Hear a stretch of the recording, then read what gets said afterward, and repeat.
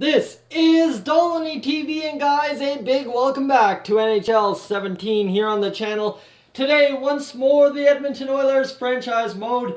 As yes, after a couple off-season videos, here we begin. Year 7, looking to rebound from that Stanley Cup Finals loss to the Tampa Bay Lightning. Quickly, the lines in the AHL, you see this. Jaguar's down here to start the year. I'm not impressed with his development so far, so we've sent him down. You see, he is only 22 years old, so he still has good potential. We've changed him to a grinder to more suit his game. The goaltenders, you guys know how this looks. Hodges is our low starter who could take over the role for Felix Sandstrom by the end of the year. Ty Rimmer's in there, but Sprucktus is going to get in there and take over the role. I hope I got that right, Matt. I'm hoping.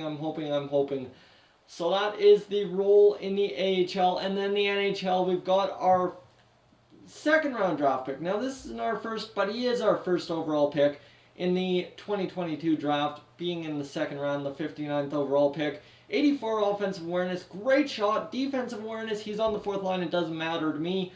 But he is a solid looking kid, that Glenn Lowe. Now, I mean, you got Ehlers, who we've switched to a two-way forward, who his game's equal to be a two-way forward type game.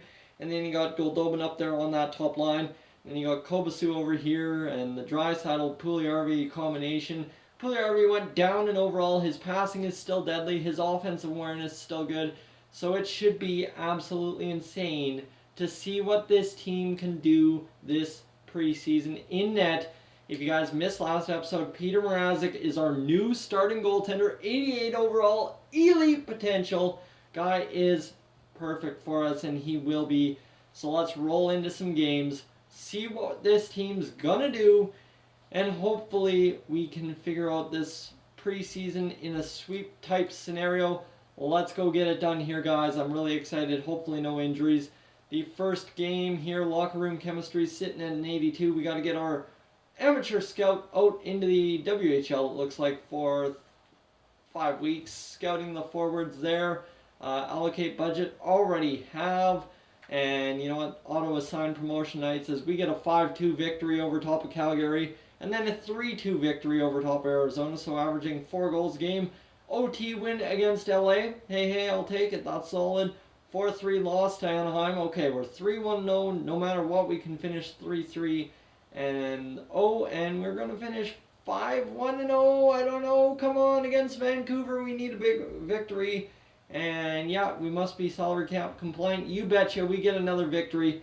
So that is a solid preseason. 5-1-0 for the Oilers in the preseason. The Ducks went 6-0, so me and they did beat us. Connor McDavid had 8 points in 6 games. Did the top line just come up clutch? I think the top line just came up clutch. 6 points. Kobasu had 6. And then, Reinhardt had 5 for some reason. Ehlers had 5. Keating had 5. Niemelainen had 5. Jones, Draisaitl had 4. And this Glenn Lowe kid, all of a sudden, coming into the NHL, and he's a +2, having 3 points on the fourth line. Heck yeah, I'll take it.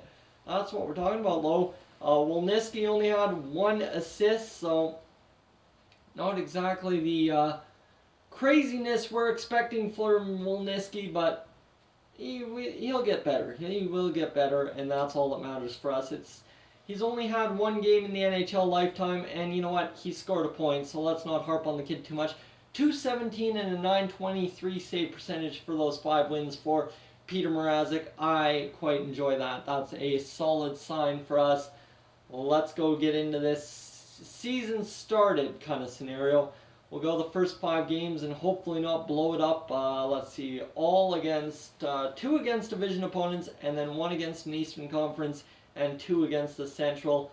Let's go see. Waivers will be in effect. That's all good with me. We've got Glenn Lowe, who should be a solid kid for us. 4-2 victory to start the year against LA, and then at home against the New York Islanders, we're going to get a 4-2 victory as well. So averaging 4 goals a night and only giving up 2. Hey, what do you say?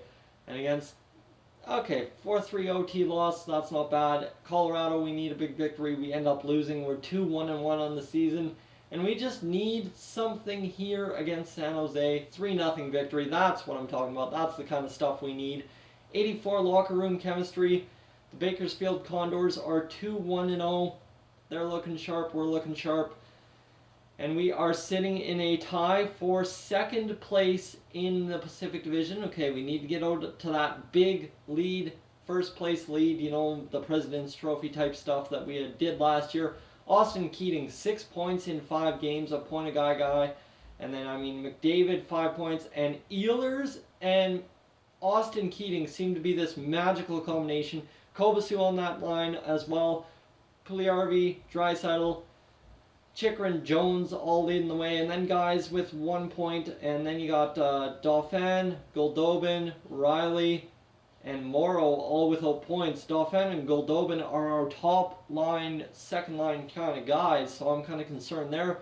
Glenn Lowe has a goal in 5 games played, a lot of minuses on this team. The top lines are, first and third line are solid, but it's that all-important second line that's not really doing the job. 940 save percentage, 1.78 goals against average for Peter Mrazek to start out his NHL Edmonton career. So we're not complaining there. That's a solid amount of numbers for Mr. Peter Mrazek in an Oilers uniform. The next 5 games, we've got 1 division opponent, a 2-game homestand, and then 1 game at home. 5-2 loss to Washington. That sucks. 2-5-0 are the Minnesota Wild. 5-0 loss there, so we're now suddenly 3-3-1 on the year. Against Nashville, we need a victory to get back into the win column. 4-2. See, now we're sucking it up. And all of a sudden, we're below 500 on the year. Go to scout forwards in the QMJHL for 5 weeks. And against, okay, good year for rookies. I like that. 5-3 victory against Winnipeg, so we're back to 500. And against Vancouver, there you go. Caleb Jones has been injured, so you know what? He'll be back before the next game. I'm just going to plug the injury right now for now with a forward, or, oh, we do have Zaborski in here. Okay, Zaborski, you get in there and plug in and play. And against Vancouver, see, it's nothing. We're getting injuries and losses piling up. Jacques Giguère's gained time down in the AHL. Okay, the AHL doing fine, I think. Let's go take a look at where they're sitting at. They're sitting kind of an interesting scenario, a couple points out. I don't know why San Antonio being 10 points is in 4th place. I'm not sure about that. That's kind of strange to me. But you see the Oilers sitting 2 points out of a playoff spot at this point at the 10-game mark of the season. So Nikolai Ehlers, that third line, continues to be productive. 11 points, leading the team. So that move to a two-way forward has really paid off for him. Keating, Kucherov, Puljujarvi, Jones, McDavid, and Draisaitl all with 7. So we've had a lot of 7-point scorers. And then, guys just filling in. It's only Mike Riley without a point so far this year. And where do we got goal scoring? It's Connor McDavid with 6, Keating with 4. So nobody in... We've only had 1 5-plus goal scorer in Connor McDavid.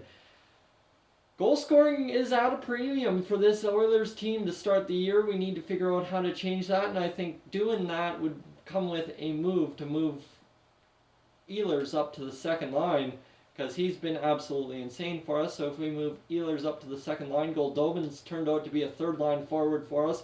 So Ehlers playing with Kucherov and Dauphin could be an interesting way to jumpstart the offense. Let's see here. We're going to find out. And then that should pretty much wrap up today's episode, as we're going to go the next 5 games here as soon as I find myself on the schedule. Against New York, they're 9-1-0. Edit the player, and hopefully we got the victory. I'm not sure.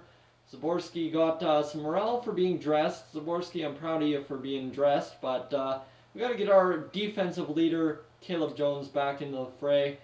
And against New York, we come away with a 3-2 victory. Heck yeah, there's some goal scoring for us. 3 of them, in fact. And against Arizona, they're 7-5-1. Need a victory there. 4 goals. Hey, in a loss, I'll take it.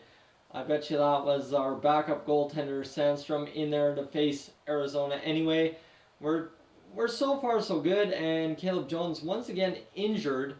So this is not looking good for us, as Caleb Jones injured once more. He's been the injury-prone guy. Niemelainen up to that top line. You know how I like to do it. That second pair is solid. We always leave that second pair alone. Zaborski in there to substitute, and Zaborski on that top power play unit will get him down. Zaborski is a good shooter, I believe, 95 power and accuracy, so you see he does have some power, so hopefully that power play will be better off. Detroit 3-1 loss, and then against Florida a 2-1 OT wins, so we're 7-6-2, mind ya. We're doing a little bit better than we were. 16 points, clinging to a playoff spot, 1.0 to first. Let's take a look at the stats. I bet you after 15 games we've got Puljujarvi leading the way with 13 points. So, okay, Puljujarvi, and all of a sudden Ehlers fallen off for this last 5 games. So that maybe that third line needs to stick together and just score goals together. I don't know. Goal scoring, who's been our goal scoring leaders? Well, you see we have one guy who scored now 2 more goals in Keating, but really we're still not scoring the goals we should be with this high powered offense that we do have. So let's go 3 more games, 5 more games, we've got time for it, why not?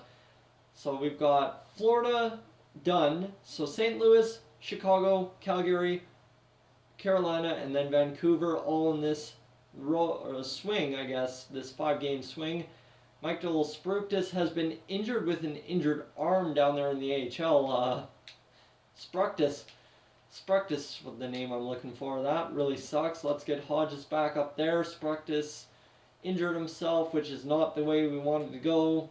Jared Hodges, he's doing good down there, I'm sure. They're 3-5-4, or 3-5-2. Okay, never mind. We get a victory, 1-0 in the shootout, so don't even score a goal. And now all of a sudden Nikolai Ehlers has been injured with a fractured jaw. Oh my god, this is going sideways on us quickly, guys. We really need to avoid these injury bugs this year. Josh Juris into the lineup. He is 80 overall, so we'll sit him on that third line against Chicago. What did we get? We got a 5-3 victory, so the goal scoring shows up there. And against Calgary, Caleb Jones available to play. So that's huge for us. Let's go get Caleb Jones back in there. Zaborski out. I don't know how Niemelainen took this past little assignment on that top pair. But Caleb Jones back in, ready to go. We'll get him rolling. And against Calgary, Spruktis is ready to be back in the lineup. So injuries coming past in this episode, tripping me up. Ty Rimmer, I don't know why Ty Rimmer's up there in that starting role. It needs to be Spruktis.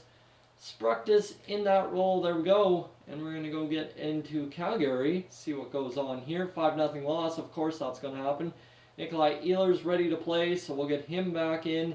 And we're going to leave him on that second line, or third line. Because you know what, he had good success with Keating. If him and Keating and Kobasu are getting it done, that's all that I care. As long as we're scoring goals somewhere, hey, I'm not going to complain. Caleb Jones again injured. So this is just a rotation of what's going on here. This is getting to be embarrassing for me, as we need to just finally get rid of the injury bug and go a little bit of time without getting in injuries. Good thing we've had Zaborski in here to fill in against Carolina. 3-1 loss. Jesse Puljujarvi now injured. What is going on here, guys? This is killing me. You know what? This is the end of the sim, I think, for sure, because I got to turn down injuries or something. This has just gotten right out of hand, this episode. And against Vancouver, we get a 4-2 victory. So we're 10-8-2 to start the year. That's where I'm going to leave it. I don't want to simulate anymore. We're in first place. So, okay, solid. We're in first place. I'll take it. That's a good way to start. First place is not bad. Connor McDavid, 16 points in 20 games. So, again, the goal scoring not coming up where it needs to be. Puljujarvi's had 15. Ehlers had 14 points. Keating's had 12. And then Draisaitl and Kucherov are the other couple that have had good seasons so far. But like I said, nobody is scoring more than 5 goals in a season. Everyone's had at least 2 if they've scored a goal, that is. Brickley's without a goal. He's really suffered. Reinhardt's with a goal and Riley's with a goal. And then Juris and Dauphin is yet to score a goal. I don't know what's going on with Dauphin, to be honest with you. Maybe we have to switch around Dauphin and Keating as well as Goldobin and Mr. Ehlers. I don't know. That's where I'm thinking. So, guys, thank you for tuning in. If you're new to the channel, please subscribe. If not, leave a like, and I will catch you guys, as always, in the next one.